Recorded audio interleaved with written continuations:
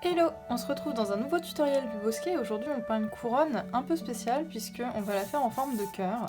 Donc on se retrouve entre mi-février, la Saint-Valentin, les Lupercales où je vous ai déjà sorti des petits tutos autour de l'amour, et puis bientôt mars et l'arrivée du printemps dans un mois. Je sais pas comment il fait chez vous, mais ici il fait très gris en Normandie depuis plusieurs mois et j'ai juste énormément hâte au printemps, donc trop envie de peindre des fleurs, des végétaux et tout ça. Et donc là je vais un peu allier les deux puisque c'est la période un peu de transition entre les deux périodes. Donc un tuto couronne forme cœur, vous en avez déjà un sur la chaîne YouTube du Bosquet que j'ai fait il y a un peu plus d'1 an maintenant, et où on perdait un petit peu la forme, je trouve, enfin avec ma pratique et les progrès que j'ai fait, je trouve qu'on perdait un peu la forme. Donc il est très bien si vous êtes vraiment très grand débutant et que vous voulez juste changer un petit peu sur vos couronnes la forme. Mais si vous avez déjà un peu de pratique et que vous voulez quelque chose d'un petit peu plus poussé au niveau de la composition, des gestes, de l'agencement des couleurs, bah vous êtes au bon endroit sur ce tuto là, puisque on va faire un petit peu le niveau 2 de cette couronne qui est déjà sur la chaîne depuis l'année dernière. Donc, première chose, quand je fais une couronne en forme de cœur, j'aime bien peindre dans un format carré, puisque comme on est sur quelque chose d'assez arrondi, ça contrebalance l'arrondi de la forme en haut, et ça vient rendre quelque chose de plus harmonieux, je trouve. Donc j'aime bien peindre sur un format carré, peu importe si vous avez un petit ou un très grand carré. Et je viens positionner ma forme au crayon. Donc là j'ai mon cœur qui est déjà positionné au crayon sur mon papier aquarelle. Je vais venir l'estomper à la gomme mie-de-pain comme je fais toujours pour qu'on ait le moins de traces possible du crayon derrière. Donc en fonction de vos yeux et de votre crayon, vous allez devoir estomper plus ou moins, parce que l'idée c'est de voir votre tracé pour pas le perdre, mais qu'il soit le plus estompé possible pour qu'il se voit le moins possible sous votre peinture, surtout si vous utilisez des couleurs très pâles. Nous aujourd'hui on va avoir une gamme couleurs dans des tons assez rosés, et puis vert pour les feuillages bien sûr. Et j'aimerais faire ressortir la forme du cœur par la suite avec un jeu où je vais laisser des endroits où il va être apparent pour pouvoir venir le tracer certainement au doré après. Je verrai en fonction des couleurs à la fin, mais toutes les zones où il n'y aura pas de végétal qui passe par-dessus le tracé au crayon, je viendrai les souligner avec une aquarelle métallisée. Première chose à faire quand vous faites une couronne végétale, c'est chercher l'inspiration, savoir quels végétaux vous allez peindre à l'avance pour être sûr d'avoir au moins 3 végétaux différents avec des formes variées afin d'avoir une composition qui va être harmonieuse et volumineuse et pas toute plate. Souvent, les fleurs qui apportent beaucoup de volume, ça va être les roses et les pivoines parce qu'elles sont assez rondes et avec beaucoup de pétales. Donc c'est deux classiques si vous voulez apporter du volume à certains endroits de votre création.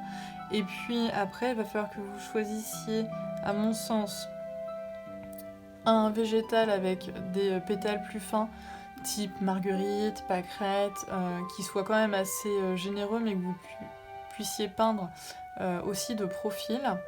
Et puis un végétal un petit peu plus loose, donc avec peut-être quelque chose avec des grappes, type du lupin, du lilas, des graminées. Donc ça vous permet d'avoir 3 types de formes différentes, ce qui va vous faciliter la tâche pour l'agencement et pour combler des trous quand vous allez avoir des trous dans votre composition où il y a trop de blanc par exemple. Donc je vais préparer mes petites couleurs. Moi je pense que je vais partir sur certainement une pivoine assez claire. J'aimerais peindre aussi quelque chose qui ressemble à de la bruyère. Je vais réhumidifier mes verres sur la palette du bout en même temps. J'anticipe en humidifiant mon doré. On n'oublie pas les jaunes et les orangés pour les cœurs des fleurs si vous en avez besoin. Voilà. Je vous conseille toujours de partir de la fleur qui va être la plus grosse, donc là on a dit qu'on partait sur quelque chose du style pivoine pour placer les volumes les plus gros en premier. Ça vous permettra de mieux voir où vous avez de la place pour le reste par la suite. Donc pour ces fleurs-là, je viens faire un cœur et travailler de manière concentrique avec des gestes assez rapides pour flouter un peu les bords des pétales. Je vous conseille souvent sur les tutos du bosquet, et je vais réitérer aujourd'hui, de travailler par nombre impair au maximum parce que c'est ce qui flatte le plus l'œil. N'hésitez pas aussi à varier la taille de vos fleurs et la densité de couleurs. Moi, je vais faire un cœur qui est beaucoup plus sombre que les bords des pétales. On peut aussi venir jouer sur l'ajout d'un bourgeon floral. Donc là, on a des fleurs qui sont plutôt vues du dessus avec un cœur bien ouvert. Il n'y a rien qui nous empêche de venir ajouter des petits bourgeons sur les côtés de certaines. Voilà. Ensuite, je vais venir travailler sur une fleur un peu plus rouge avec un cœur bien jaune. Mettre un côté un peu orangé dedans parce que sinon la couleur va être trop tranchée. Pour vous aider sur les nuances, vous pouvez tout à fait créer un nuancier, choisir vos couleurs à l'avance pour voir si les couleurs vont bien aller ensemble.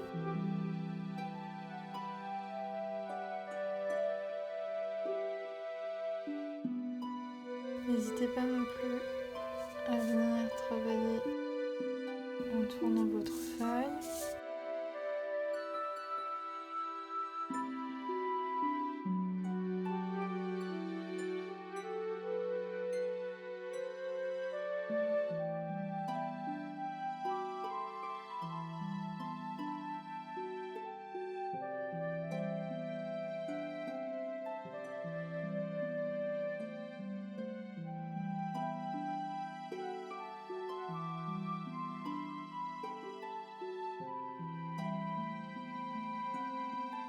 Vous voyez, quand on fait bien le geste, on a bien le jaune qui vient se dégrader dans les pétales. Donc on travaille bien du centre de la fleur vers le bout des pétales. On peut tout à fait laisser des blancs dans certains pétales pour apporter un peu de lumière et de légèreté à la couronne. Voilà, donc vous voyez là j'en ai fait 5 pour garder ce côté un peu impair. Et je vais venir ensuite travailler autour de la bruyère. Donc je vais me faire un rose qui tire quand même vers le violet. Diluer un petit peu pour éviter qu'il soit trop sombre par rapport au reste.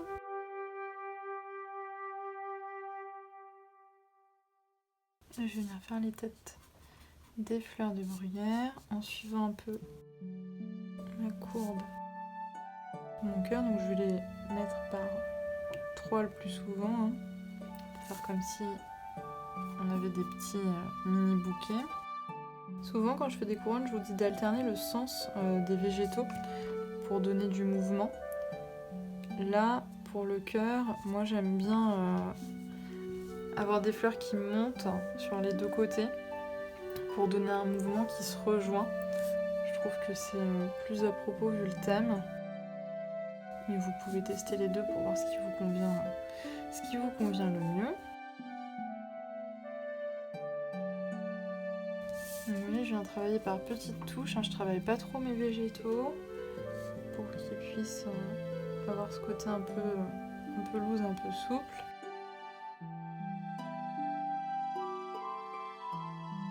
Je vais venir travailler la pointe de mon cœur avec quelques bruyères. Et je vais venir rajouter 2 espèces de marguerites là, aux endroits qui me semblent les plus vides. Une ici et une là.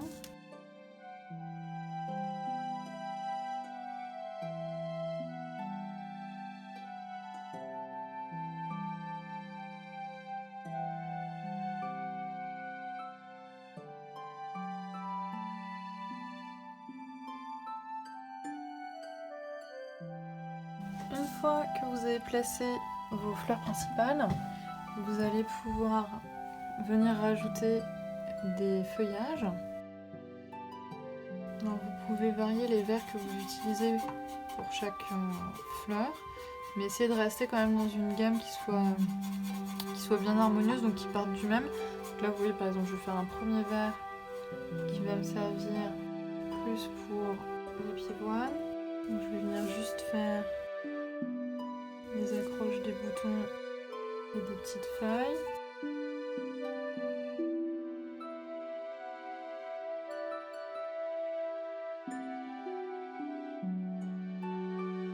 Voilà. Je vais repartir de ce verre pour en faire un peu plus olive pour les bruyères et un peu plus vif pour mes petites marguerites. Et on va venir juste leur faire comme des petites tiges. Donc, comme je vous le disais, dans le sens du tracé du cœur. Et pour les bruyères, une petite attache.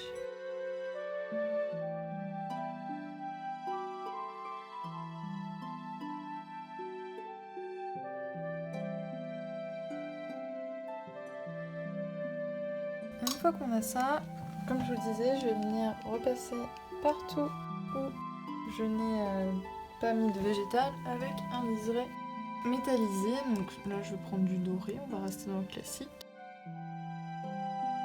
Et je vais venir repasser tranquillement sur mes contours que je vois encore au crayon. Alors, vous pouvez plus ou moins concentrer ou diluer la peinture en fonction de l'effet que vous souhaitez avoir.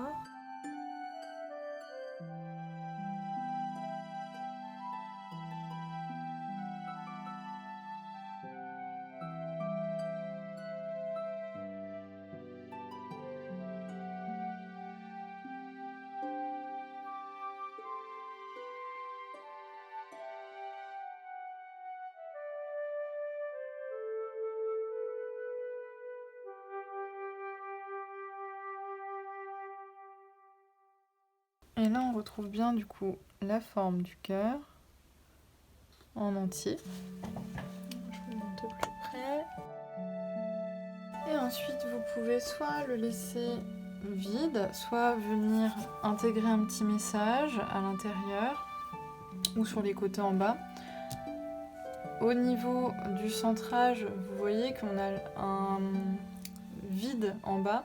Donc le cœur était centré initialement, mais comme on peint sur le tour et notamment l'extérieur de la couronne, on a forcément quelque chose qui a un effet plus plein en haut qu'en bas. C'est dû à la forme, hein, tout simplement. Et du coup, vous avez de l'espace vide. Alors soit vous pouvez décentrer un peu votre crayonné initial en le décalant un peu vers le bas pour rééquilibrer sur votre carré, sur votre format de papier. Soit vous pouvez justement vous servir de ce qu'il y a comme espace en dessous pour venir soit écrire un petit message, soit venir faire sortir d'autres végétaux.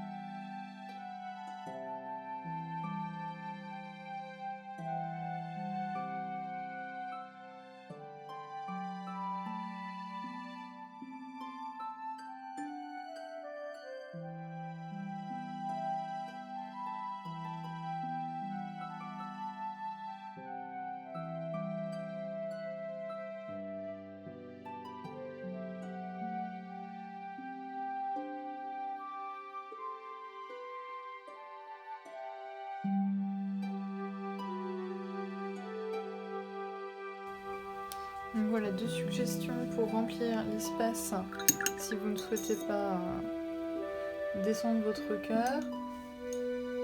Donc vous pouvez ajouter un petit mot calligraphié tout simple, ou alors des petites bordures ou des petites herbes qui descendent tranquillement sous sous le cœur, comme s'il était posé dans une prairie par exemple. Vous pouvez alterner les deux, faire de l'herbe partout en dessous ou deux petites calligraphies ou deux mots qui vous rappellent l'amour ou les liens amicaux des deux côtés. Ça peut aussi être un prénom, une date. Voilà. Après, le reste est sujet à interprétation en fonction de ce que vous souhaitez faire de cette petite couronne.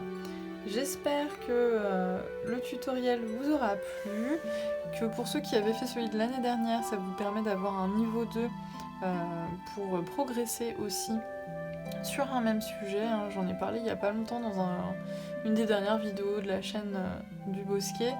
Je vous disais que c'était important d'avoir un sujet qu'on répète de mois en mois ou d'année en année pour observer concrètement ses progrès. Et ça peut être une couronne toute simple que vous refaites avec une même gamme couleurs et les mêmes végétaux d'une année sur l'autre pour voir comment vous progressez sur la gestion des couleurs, le dosage de l'eau, vos gestes. Et ça vous permet de voir vos progrès de manière gratifiante en peignant et sans forcément avoir besoin de prendre trop de temps ou de comparer toutes vos peintures. Moi en tout cas c'est un exercice que j'apprécie de faire. Si le tutoriel vous a plu, n'hésitez pas à mettre un petit pouce, un petit commentaire si vous avez des questions ou si vous voulez juste me faire un petit coucou, ça me fait toujours plaisir et j'y réponds avec joie à chaque fois. Si vous réalisez le tutoriel, n'hésitez pas à me partager votre réalisation, ça me fait également très plaisir de voir les réalisations que vous faites à partir des tutos du Bosquet. Et puis abonnez-vous à la chaîne, je sors à peu près un tuto tous les 7 à 10 jours en fonction de mon emploi du temps du moment et j'essaie de varier pour qu'il y en ait pour tout le monde en termes de niveau et de type de composition. Là on va rentrer dans des choses un peu plus florales les semaines qui viennent puisque comme je vous disais au début de la vidéo j'ai très hâte au printemps. Donc voilà, j'espère que le tuto vous a plu et puis on se retrouve la semaine prochaine. Salut!